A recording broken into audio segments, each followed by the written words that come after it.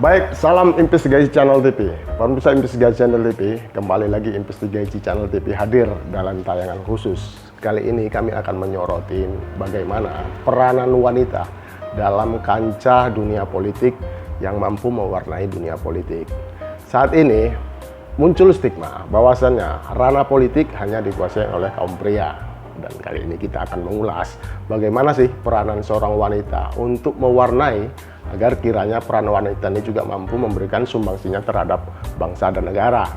Dan kali ini kami sudah bersama Ibu Edriana dan kita ingin bincang-bincang lah salah satu juga aktivis wanita yang saat ini juga sangat eksis di dunia kepartaian.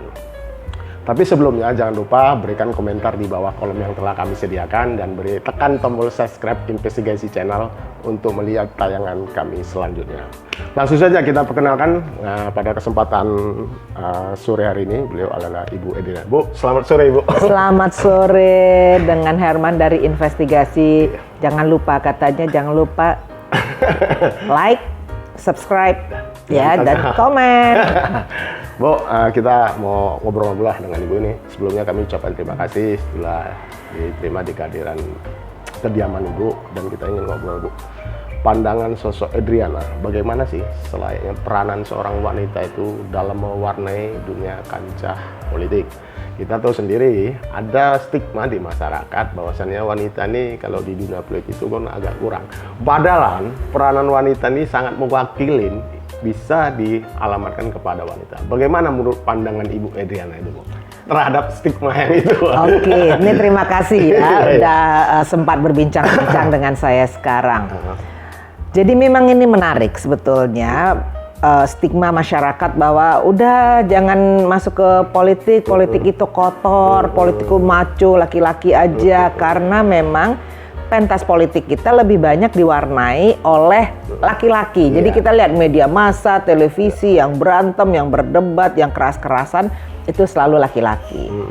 Tapi sebetulnya bagaimana seharusnya kita menampilkan politik itu sendiri. Politik itu kan kita ada keinginan merubah nasib, situasi, kondisi masyarakat menjadi lebih baik, menjadi lebih sejahtera. Itu kan tujuan kita berpolitik gitu ya. Nah, kalau kita ingin bicara bahwa kita ingin merubah kondisi masyarakat, situasi masyarakat menjadi lebih baik, menjadi lebih sejahtera, tentunya kita juga harus memenuhi keinginan, kebutuhan, dan kepentingan mereka. Iya. Nah, masyarakat itu siapa? Masyarakat itu kan bukan hanya kaum laki-laki saja. Benar. Iya. Setengah dari masyarakat itu adalah perempuan. Sehingga bagaimana kita bisa membangkitkan potensi masyarakat, bagaimana kita bisa membangkitkan juga bagaimana kita bisa menjawab kebutuhan dan kepentingan perempuan tersebut. Kalau tidak, perempuan kan bukan hanya pelengkap penderita dalam kehidupan bernegara. Nah, jadi jangan lupa, jangan ditinggalkan perempuan-perempuan itu dalam kehidupan bernegara. Nah, ada persoalan-persoalan yang khas dialami oleh perempuan. Seperti persoalan kekerasan. Perempuan selalu berpikir bagaimana di atas meja selalu ada makanan untuk keluarganya. Bagaimana anak-anaknya mendapatkan pendidikan yang baik. Bagaimana kesehatan dari anggota keluarganya juga bisa baik dan terjamin.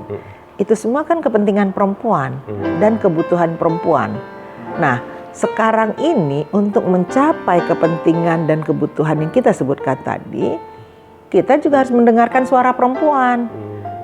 Artinya dalam kancah politik, dalam panggung politik, dalam gedung-gedung politik, gedung representasi, gedung DPR, DPRD gitu ya, baik tingkat provinsi, kota, kabupaten atau DPR RI, harus juga ada politisi perempuan dong yang bisa langsung memperjuangkan kepentingan dan kebutuhan mereka.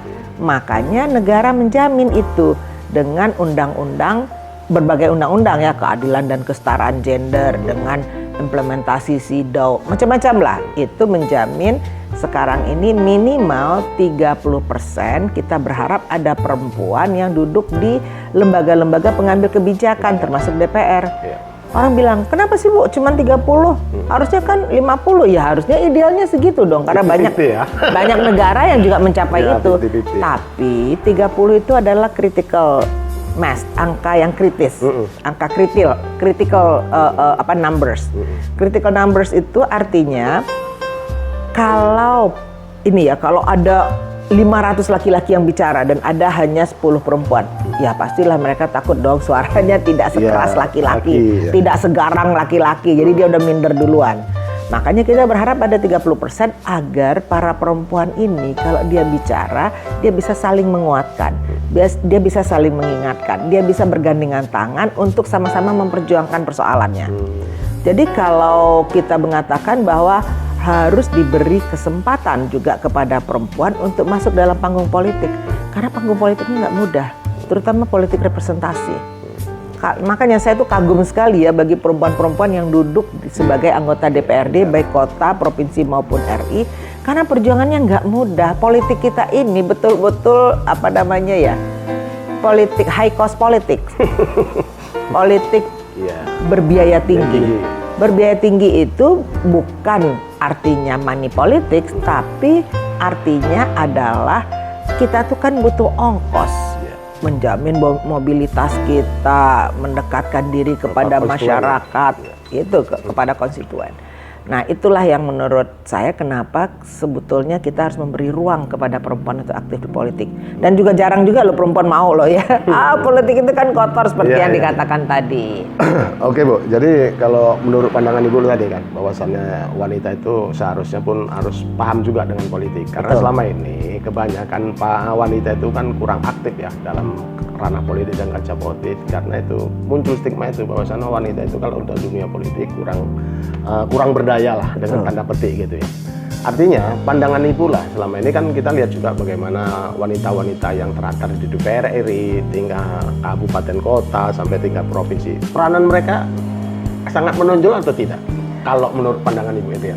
Iya, sebetulnya memang ini kan tidak situasi, kita kan tidak di ruang hampa ya.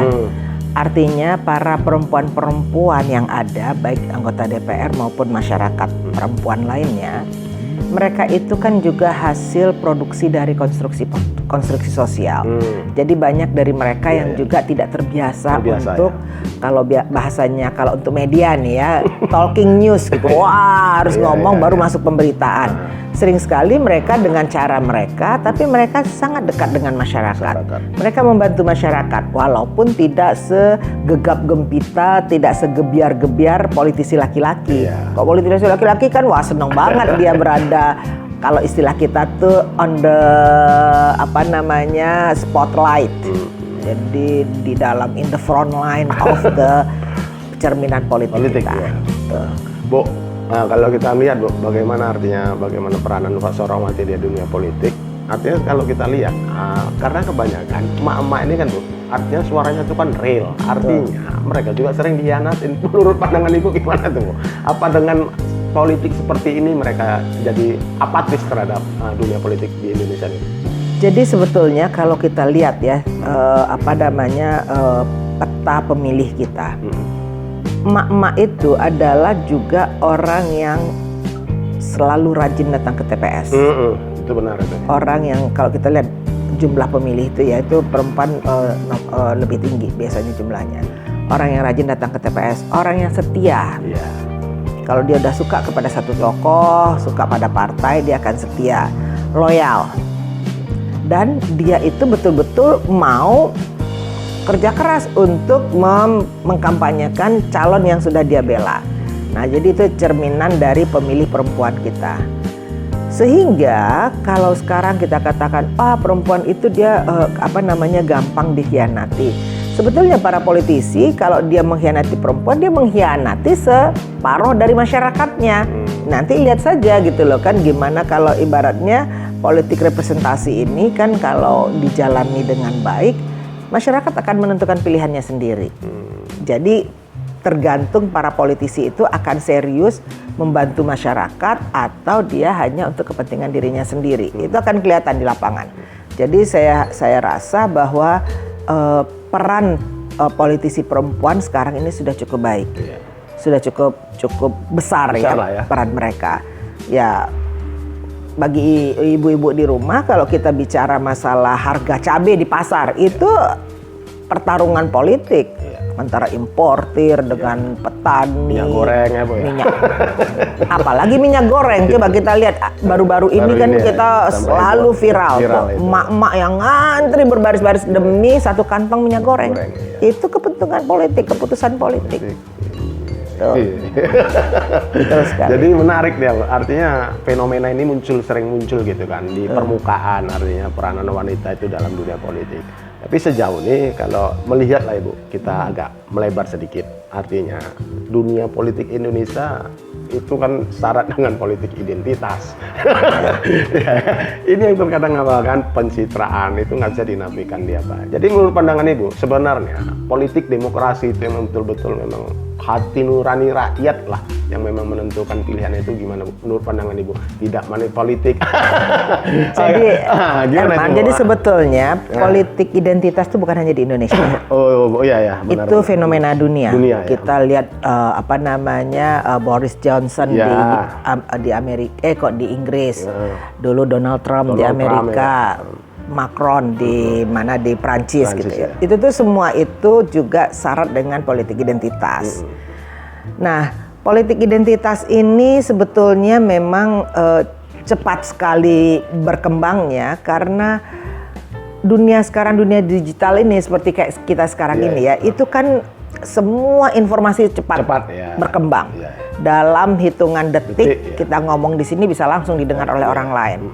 Sehingga sebetulnya penyebaran informasi ini yang terjadi saat ini yang mudah untuk mencapai, baik itu untuk mencapai konstituen ya, audiensnya.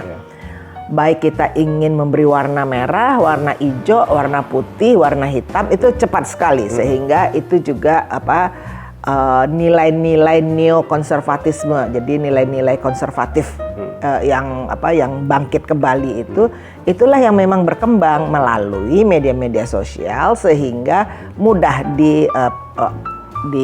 diterima oleh masyarakat. Jadi saya merasa bahwa itu fenomena sekarang. Jadi sepertinya orang butuh pegangan, orang butuh nilai-nilai tertentu untuk dia perjuangkan mungkin kan. Tapi saya berharap bahwa untuk di Indonesia semoga counter dari nilai-nilai neokonservatisme ini bisa kita hadapi bersama. Makanya selalu muncul kita pro kepada pluralisme, kita pro kepada demokrasi. Itu kan upaya-upaya untuk mengcounter itu. Nah, kalau tadi kita bicara bahwa politik uang lagi gitu ya, money politics gitu loh. Jadi ini nih kan sebetulnya aksi reaksi nih, ada kesempatan orang langsung masuk di situ gitu ya. Harusnya memang suasana politik itulah yang diciptakan agar kita punya check and balances. Kalau nggak ada check and balances itu sulit. Makanya memang itu yang harus dikembangkan sekarang. Dan berikutnya kalau kita bicara tadi politik pencitraan lagi ya, itu benar sekali kembali dunia media sosial. Kalau dulu sih orang mau masuk gorong-gorong, mau masuk got, siapa yang peduli? Nah sekarang di foto aja diviralkan, nah itu udah jadi viral. Jadi menurut saya memang akses kepada informasi sangat mudah sekarang. Betul. Terus juga akses kepada informasi sangat mudah kan itu bisa dua aja. Kita bisa menggunakannya atau kita bisa menyalahgunakan. Jadi kita bisa we can use it, kita bisa menggunakan atau kita bisa misuse it, kita bisa menyalahgunakan gitu loh. Nah, menurut saya itulah yang terjadi pada saat sekarang ini. Dunia maya kita, dunia media sosial kita itu banyak sekali dengan berita-berita. Bahkan sekarang orang mengatakan bad news is a good news. Jadi berita-berita yang buruk itu justru dianggap yang bagus. Itu yang sangat populer, itu yang viral gitu loh ya.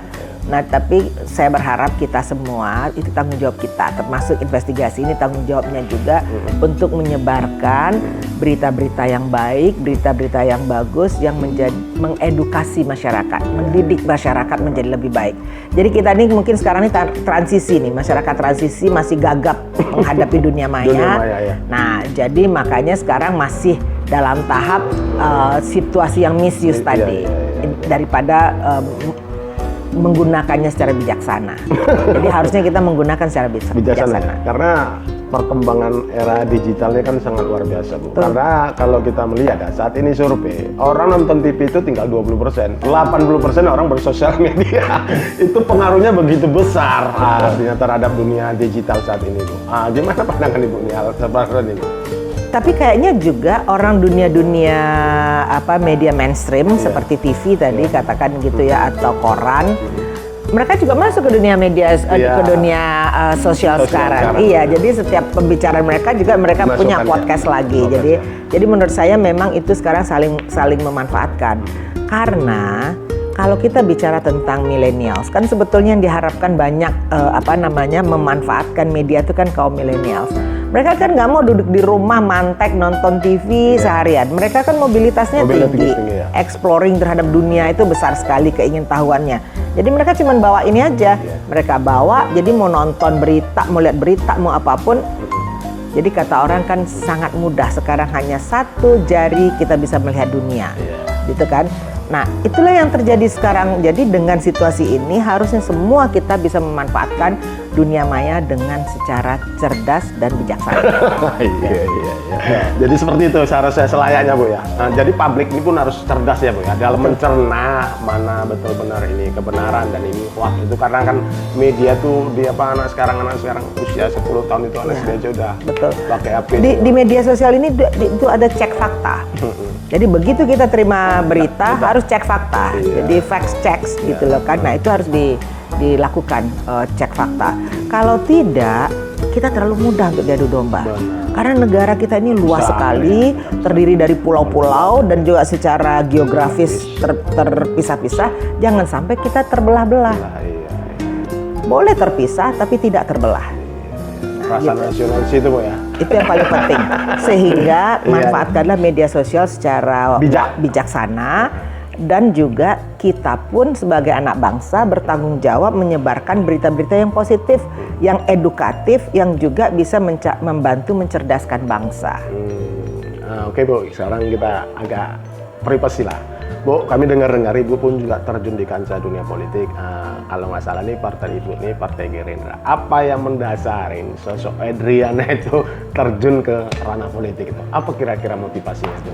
Jadi sebagai anak bangsa kita kan juga bertanggung jawab untuk ikut serta dalam perbaikan kondisi masyarakat kita. Untuk meningkatkan kesejahteraan masyarakat, baik laki-laki maupun perempuan, kita sama-sama bertanggung jawab. Sehingga ini menurut saya adalah tanggung jawab sosial saya, tanggung jawab politik saya untuk terjun ke dunia politik, untuk juga ikut sama-sama membangun bangsa. Kan kita nggak bisa, kita punya pandang ideal tentang kehidupan masyarakat, kehidupan berbangsa. Tapi itu kan juga harus kita implementasikan, kita ejawantahkan pandangan-pandangan kita. Nah, gimana caranya? Ya kalau saat ini yang terbayang oleh saya, yang terlihat oleh saya, ya kesempatan di dunia politik. Karena bagaimanapun kalau kita aktif atau masuk ke dunia politik sebagai pengambil kebijakan, kita juga ikut serta menentukan arah berbangsa dan bernegara.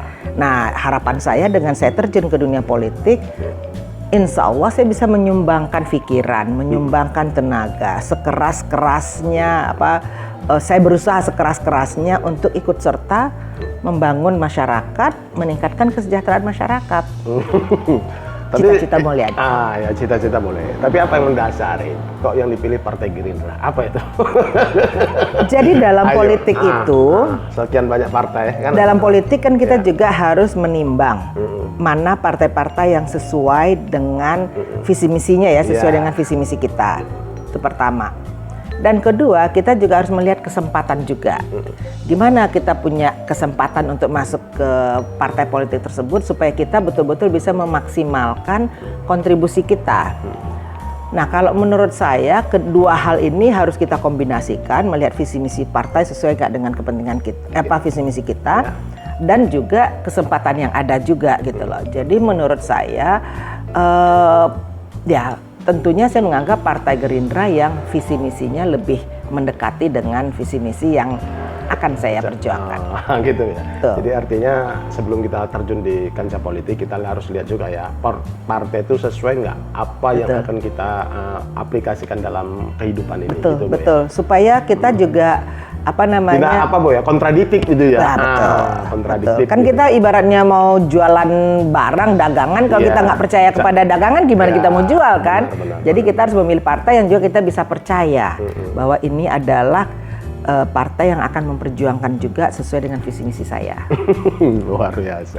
Bu, kalau kita bicara lah flashback ke belakang sejak waktu 2019 kan Ibu juga pernah menyalahkan. Betul. Ya kan, kita lihat juga bagaimana kiprah Ibu itu ya. Artinya Bu, dengan Gerindra lah, sekarang ini kita agak mengerucut lah di Sumatera Barat nih. Pandangan Ibu lah terhadap konstituen yang ada di Sumatera Barat nih Bu. Bagaimana Bu pandangan Ibu? Kan tadi disebutkan bahwa saya pernah juga ikut kontestasi politik 2019. Ya. Kalau sekarang, kalau saya masih ke masyarakat, saya lihat kepercayaan masyarakat masih tinggi ya? kepada Gerindra. Jadi saya masih yakin ya, masih sangat optimis bahwa masyarakat menerima dengan baik. Karena kalau orang Padang bilang itu kan istilahnya tekam jajak ya. Iya. Kalau saya mendatangi kembali tempat-tempat yang dahulu saya datangi, kantong-kantong suara yang dulu saya memang pernah berkecimpung di situ, saya melihat masyarakat masih sangat tinggi animonya. Artinya mereka masih percaya gitu loh. Responnya bagus ya? Bagus banget gitu ya? Bagus banget. Jadi dan saya juga makin optimis nih jadinya gitu loh. Kan ini kan kalau bahasanya orang itu kan selalu kedua belah pihak kan, kita semangat tapi masyarakatnya semangat enggak. Nah ini masyarakatnya juga semangat dan saya menjadi sangat semangat juga. Gitu ya. Jadi ya namanya kalau memperjuangkan sesuatu itu kan kita harus komit dan konsisten. Jadi saya juga tidak, memang 2019 saya gagal. Itu tidak membuat atau melemahkan semangat saya untuk maju. Justru itu memicu semangat saya. Kenapa dulu gagal? Strategi apa yang saya pakai? Bagaimana dengan tim-tim kerja saya? Nah itulah yang saya evaluasi sekarang. Dan saya juga melihat bahwa dalam perjuangan itu tidak ada kata menyerah. Dalam perjuangan tidak ada kata putus asa. Saya kalah dan saya akan menangisi kekalahan. Tidak. Justru ini adalah pelajaran yang harus saya ambil untuk maju lebih kuat, lebih confident lagi. Iya. Artinya kan gini Bu, kadang kan kalau wanita itu kan kalau kena hal seperti itu trauma ya kan, kebanyakan baper gitu, baper ya, gitu. Ya. Gini ya, itu heboh gitu kan. Artinya kita berbuat ke masyarakat itu nggak mesti harus jadi anggota DPR RI kan Bu. Betul. Artinya sepanjang apa yang bisa kita berikan sumbangsinya terhadap masyarakat, apa yang bisa kita buat untuk masyarakat, kenapa tidak gitu ya. Betul. Artinya kalau untuk ke depan bagaimana Bu? Peluang Ibu untuk ranah politik, karena sebentar lagi juga 2023 sudah mendekati, ya. Sudah rame para calon itu untuk apa ya kan? Kira-kira gimana kalau Bu Adrian? Seperti yang tadi saya katakan, dalam berpolitik itu jangan baper. Itu pertama. Yeah. Dan juga dalam berpolitik itu nggak ada tuh istilahnya kita trauma. Iya. Karena itu tuh kan kita akan menuai sesuai dengan apa yang kita tanam. Jadi menurut saya, mungkin kemarin saya kurang kerja kerasnya. Jadi sekarang itulah yang harus saya lakukan. Mungkin saya harus bekerja lebih keras lagi. Nah kalau dikatakan bahwa memang sumbangsi kita tidak harus dalam dunia politik. Saya tahu karena saya aktif. Saya kan juga kerja di lembaga penelitian, saya kerja di lembaga pemberdayaan masyarakat gitu ya. Selama ini sejak tahun 84 saya aktif melakukan pemberdayaan masyarakat, penguatan masyarakat. Memang betul. Tapi menurut saya saatnya sekarang saya juga harus masuk ke dunia politik formal ya, karena semua kehidupan kita ini adalah politik. Tapi kita bicara politik formal. Kenapa saya katakan sekarang saya perlu untuk masuk ke dunia politik? Seperti yang saya katakan tadi, pengambil kebijakan untuk kehidupan masyarakat di lembaga politik formal. Kalau saya melakukan pemberdayaan masyarakat, saya bisa melakukan pemberdayaan hanya untuk kelompok yang saya bina. Tapi kan bukan semua masyarakat Indonesia. Kalau kita pengambil kebijakan, tentunya kebijakan yang kita buat itu untuk memberdayakan, merubah kehidupan, mensejahterakan masyarakat keseluruhannya.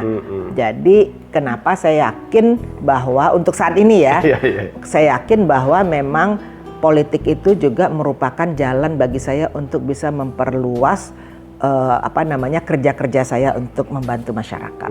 Karena dengan politik inilah apa yang bisa kita, apa visi dan misi kita bisa diimplementasikan ya Bu ya. Betul, karena kalau kita mau mendapatkan suara sekarang ini kan kita tetap juga harus melakukan pendekatan kepada masyarakat, ya. membantu masyarakat menyelesaikan masalahnya. Kalau kita datang dengan masalah kita sendiri, kita nggak membantu menyelesaikan masalah masyarakat, kan mereka juga nggak mau kan. Jadi makanya sekarang ini kita pun harus tampil ke masyarakat untuk membantu menyelesaikan masalahnya sehingga masyarakat percaya kepada kita. Kalau masyarakat percaya kepada kita, tentu mereka mau memilih kita.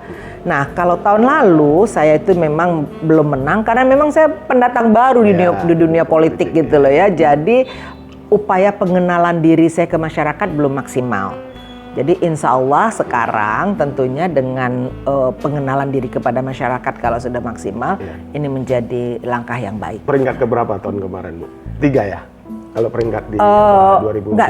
Jadi kalau menurut saya Gerindra itu ada 4 besar pada waktu itu gitu ya. Makanya kita dapat 2 kursi kan.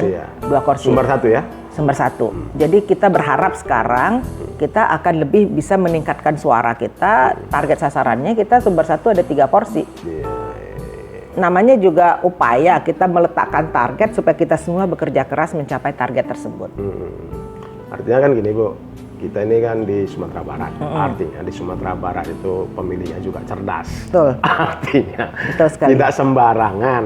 Betul. Kalau kita hanya datang numpang lewat, habis itu halo dada-dada, nggak akan dipilih. Serius. Sekelas artis pun kalau di Sumatera Barat ini nggak laku Bu, kalau tidak dia berbuat. Karena banyak contoh-contoh ya sebelum apalah gitu masuk gitu. Karena pemilihnya begitu cerdas dalam menentukan untuk wakilnya. Menurut Ibu, bagaimana karakteristik masyarakat Sumatera Barat menurut pandangan Ibu Edrina? Kita sudah lihat ya sejarah kehidupan masyarakat Sumatera Barat. Minangkabau ya, di Minangkabau nih. Minangkabau. Saking cerdasnya orang Minangkabau ini gitu loh ya. Jadi para pendiri-pendiri bangsa pun itu juga sebagian besar dari orang Minang. Minangkabau ya. Jadi orang belum ngapa-ngapain, orang Minang ini udah sekolah sampai ke negeri Belanda. Itulah para founding fathers negara kita ini juga sebagian besar adalah orang Minang gitu loh ya. Dan juga saya itu melihat ya kehidupan demokrasi di masyarakat Minang ini tinggi sekali. Jadi mereka itu cepat sekali tuh kalau mereka mengatakan oh ini nggak pantas untuk kita perjuangkan. Ini memang nggak mereka perjuangkan gitu loh realistis ya. Mereka. Sangat realistis, sangat cerdas. Jadi pemilih cerdas, nggak ada tuh orang di sini yang bisa bermain-main dengan konstituennya gitu. Konstituennya enak aja, oke lu main-main nama gue, uangnya gue ambil, tapi gue nggak akan milih lo, gitu kan. Jadi kalau menurut saya, justru inilah sekarang ini yang membuat saya justru bersemangat karena saya tahu masyarakat itu dia menentukan pilihannya karena dia adalah pemilih yang cerdas tadi. Jadi kalau memang kita serius, kita terjun ke masyarakat, ya insya Allah kita akan menang. Karena itu aja kuncinya kan. Gimana mereka akan memilih kalau mereka nggak kenal kita dan kita nggak pernah berbuat untuk masyarakat. Makanya bagi saya itu sekarang ini memang ini tantangan yang terbesar bagi saya sendiri. Karena bagaimana kita memang betul-betul bisa meluangkan waktu untuk mengenali, mendekati, dan juga membantu menyelesaikan persoalan-persoalan yang mereka hadapi.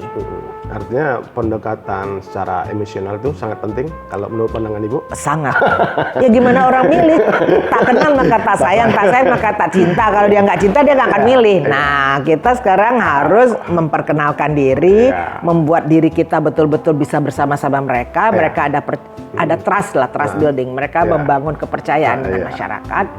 Kalau mereka udah cinta sama kita, ya pasti milih dong. Kalau kita datang hanya sekali setahun, terus kita berharap dipilih, nggak mungkin. Nggak mungkin itu. Artinya, apalagi kita orang timur, Bu ya. Betul. Jadi memang ini juga tantangan bagi pendatang-pendatang seperti saya, pendatang baru seperti saya untuk menghadapi incumbent. Kalau incumbent sendiri kan mereka sudah punya kesempatan untuk maju ya. Nah, tapi menurut saya justru kita melihat ini sama-sama menjadi kesempatan kita bersama. Jadi kita membangun negeri ini bersama-sama. Gitu ya. Dan itu harus memang betul-betul ditanamkan dan itu disampaikan oleh masyarakat. Betul banget. Betul. Oke Bu, kira-kira Bu, karena kita juga akan dibatasi oleh durasi waktu Bu. apa yang bisa Ibu sampaikan, closing statement lah terhadap publik masyarakat yang ada di seluruh Indonesia, khususnya dan Sumatera Barat, bahwasannya wanita juga mempunyai peranan penting dalam ranah politik agar kiranya kita tidak tidur ya dalam tanda petik terhadap harus melek lah dengan dunia politik, karena arah kebijakan politik itu sangat mempengaruhi sampai nanti ke dasar ekonomi yang ini tanpa disadari emak-emak kebanyakan mereka tidak paham seperti itu. Silakan Bu Idriana. Jadi kalau saya lihat sebetulnya perempuan-perempuan di Sumatera Barat ini justru perempuan-perempuan yang sangat melek politik. Kehidupan mereka politiknya, coba dalam adat kita ada Bundo Kanduang, gitu ya. Itu perempuan-perempuan yang terlibat di masyarakat untuk membantu menyelesaikan persoalan masyarakat.